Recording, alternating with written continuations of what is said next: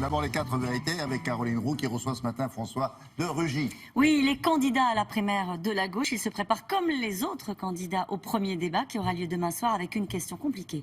Comment exister ?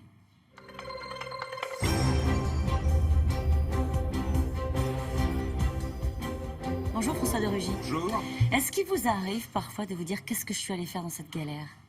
Ah non, moi je suis très déterminé. Je crois que quand on choisit de se présenter à une élection, j'en ai fait quelques-unes des campagnes électorales, on fait campagne, on présente un projet, des propositions, c'est le minimum de respect que l'on doit aux électeurs qui viendront voter le 22 janvier. Vous expliquez ce matin dans Libération, voilà pourquoi je vous pose la question, que c'est compliqué d'exister dans cette campagne-là. Vous êtes 7 candidats, un ancien Premier ministre, des anciens ministres. On peut le dire, c'est pas facile de se faire entendre.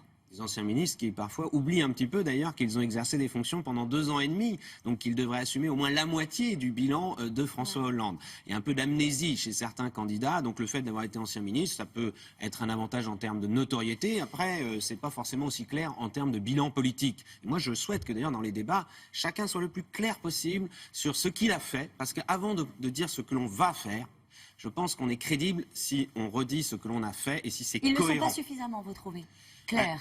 Je pense que certains ont tendance à escamoter, en effet, leurs responsabilités dans le bilan du mandat de François Hollande. Vous pensez à qui, François de Rugy ? On voit bien que Arnaud Montebourg a été 2 ans et demi ministre de l'Industrie, ministre de l'Économie. C'est une des principales responsabilités. Il a démissionné brutalement.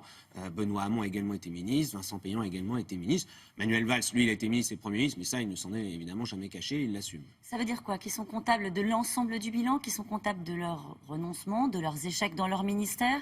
En tout cas, ils doivent s'expliquer. Moi, je pense que quand on fait une campagne comme celle-là, que l'on est candidat pour l'élection présidentielle, on présente un projet, des propositions, mais pour être crédible, il faut dire pourquoi on a pris telle ou telle position. Est-ce qu'on peut être concret ? Puisque vous dites, allez, il faut assumer, allons jusqu'au bout. Sur quoi, par exemple, Arnaud Montebourg devrait être plus clair vis-à-vis de son bilan en matière d'économie ? Surtout, moi, je regarde par rapport aux propositions qui sont faites. Et quand je vois, par exemple, sur l'écologie, puisque moi, je suis le candidat écologiste dans cette primaire de la gauche, que je fais des propositions, je suis le seul, souvent, à parler de l'énergie 100% renouvelable. Je suis le seul à faire cette proposition. Je vois d'autres candidats qui se saisissent des enjeux écologiques. Tant mieux, parce que c'est toujours mieux si on s'en saisit. C'est Benoît Hamon qui dit « j'étais socialiste, maintenant je suis socialiste et écologiste ». Voilà, bon, c'est mieux que de ne pas en parler, comme c'était le cas dans la primaire de la droite. Mais quand on s'en saisit, il ne faut pas que ce soit juste avant une élection, juste pour une campagne électorale. Je crois que la crédibilité d'un engagement, elle vient de la constance, de la cohérence dans le temps. Et en ce qui me concerne, j'ai toujours été écologiste, j'ai toujours défendu un certain nombre de choses. J'ai mené des batailles, y compris pendant ce mandat de François Hollande. Vous considérez qu'il y a de la posture de la part de Benoît Hamon sur l'écologie, c'est ça, on va se dire les choses. Je pense qu'en tout cas, il y a des positions qui, on va dire, sont de campagne. Parce que je me souviens qu'il y a 5 ans, Arnaud Montebourg était déjà candidat, lui, à la primaire. Et il avait été, à l'époque, il avait pris un certain nombre de positions, par exemple sur les gaz de schiste. Alors il disait qu'il était contre. Puis une fois qu'il est devenu ministre, il était pour. Mais alors vraiment pour, militant pour les gaz de schiste. Il a essayé vraiment de tout faire sauter. Et maintenant, il dit de nouveau qu'il est contre. Bon, ça, je pense que, par exemple, ce n'est pas crédible en termes de cohérence politique. Est-ce que ça vous agace, ça, le côté un peu tous écolo ? On voit que Jean-Luc Mélenchon assume, depuis longtemps, on peut lui reconnaître cela, quand même, un logiciel désormais teinté d'écologie. Benoît Hamon se revendique comme écologiste.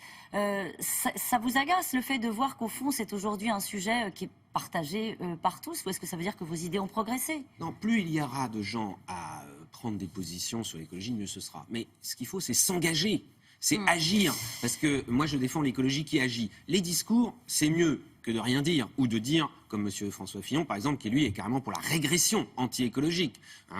On supprime le principe de précaution, on relance les OGM, on relance les gaz de schiste, on relance le nucléaire. Si jamais François Fillon est élu, c'est vraiment une régression écologique qui attend la France, un peu comme Trump aux États-Unis. Mais ce qu'il faut, quand on est candidat, comme les différents candidats à la primaire de la gauche, c'est qu'on soit cohérent et qu'on montre que sa volonté, elle s'inscrit vraiment dans une cohérence dans le temps. Ça veut dire que si vous n'êtes pas au second tour, vous soutiendrez le plus écolo ? Ça veut dire que j'irai voir les 2 finalistes dès le lundi matin, dès le lendemain du premier tour. Mais le critère, ce sera le plus d'engagement en matière d'écologie ou ce sera celui qui est le plus en situation de l'emporter ? Non, ce sera Ce en serait pas effet grave, hein. celui des deux finalistes qui reprendra le plus de mes propositions. C'est bien qu'il ne reprendra pas les 66 propositions que j'ai faites, mais celui qui en reprendra le plus, et là j'exprimerai une préférence. Un mot sur un autre écolo que vous connaissez bien, Daniel Cohn-Bendit. Danny Cohn-Bendit était au premier rang pour écouter Emmanuel Macron hier à Berlin. Il considère qu'il est le seul à avoir soutenu comme il le fallait la politique migratoire d'Angela Merkel. C'est un pas vers un soutien. Alors on se dit, Danny Cohn-Bendit, Emmanuel Macron, vous les voyez, je sais pas, vous voyez un rapprochement qui serait cohérent, on va le dire comme ça? Ça ne m'étonnerait pas forcément, parce que d'abord, Danny Cohn-Bendit, il aime bien être un peu à rebrousse-poil.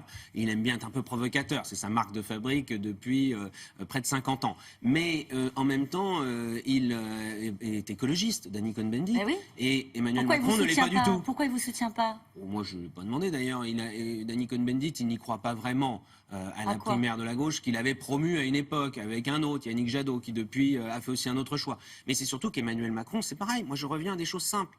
Quels engagements sur l'écologie? Quasiment rien. Il n'en parle quasiment jamais. Pour quelqu'un qui prétend incarner la modernité, préparer l'avenir de la France, comment est-ce qu'on peut préparer l'avenir de la France, de l'Europe et du monde sans relever le défi Est-ce que Danny écologique? Cohn-Bendit, il ne fait pas un choix, au fond, pragmatique de se dire je vais m'asseoir au premier rang du meeting de celui qui est en situation peut-être d'être au second tour? Danny Cohn-Bendit, il faut aussi lui reconnaître une chose, là, une grande constance, il a toujours été un militant de la construction européenne. Donc il voit Emmanuel Macron qui s'est engagé, c'est vrai, pour la construction européenne depuis longtemps, qui vient en Allemagne faire un discours en anglais sur l'Europe. Bon, Danny Cohn-Bendit est allé l'écouter, je crois que c'est assez normal. On va parler de François Fillon. Il a fait une petite sortie très remarquée hier. On l'accuse d'être absent du débat. Alors il a défendu son style, ses sourcils, et il a taclé la primaire de la gauche. Il explique au fond qu'on entend surtout des propositions d'un vieux logiciel socialiste. Il dit il y a beaucoup de dépenses et très peu de réformes. Alors je vais vous dire, moi j'ai dit quand François Fillon a été élu par la primaire de la droite, il défend des idées des années 80. Il le revendique, puisque son modèle, c'est Margaret Thatcher, qui était Premier ministre de Grande-Bretagne dans les années 80. Moi, je dis, face à une droite des années 80, il ne faut pas en effet qu'on oppose une gauche des années 70, parce qu'alors là, on aura tout raté pour préparer l'avenir de la France, répondre aux aspirations des Français d'aujourd'hui, de 2017. Il y a de la modernité dans ce débat de la primaire de la gauche? Je pense qu'en tout cas, j'invite les électeurs et les électrices qui viendront le 22 janvier à bien comparer les engagements des uns et des autres, leur crédibilité, leur réalisme, leur faisabilité, notamment financière, qu'on soit bien clair sur tout ce qu'implique telle ou telle proposition. Leur sincérité? Aussi, bien sûr. Alors, la sincérité, en général, ça se teste avec la cohérence et la constance dans le temps. Si on revire sans cesse, la sincérité n'est pas au rendez-vous. Mais François Fillon, il faudra aussi que lui, il s'explique. Car pour l'instant, il est un peu franc comme un âne qui recule, comme disait ma grand-mère. C'est-à-dire que sur l'assurance maladie, il a dit je vais supprimer les remboursements par l'assurance maladie de quelqu'un qui va consulter un généraliste pour une grippe. Et puis après, il dit non, c'est pas tout à fait ça. Il est pour supprimer au bout de 6 mois, de réduire les allocations chômage. Il est pour la retraite à 65 ans. C'est quand même un programme social que je vois mal être majoritaire dans le pays aujourd'hui. On retient une mesure de votre programme que vous avez évoqué tout à l'heure, 100% de renouvelables d'ici à 2050. C'est ça qu'il faut retenir du programme? C'est la première des 66 mesures et ce n'est pas pour rien. Merci beaucoup François de Merci. Rugy. C'est à vous, William. Oui, merci Caroline. À demain.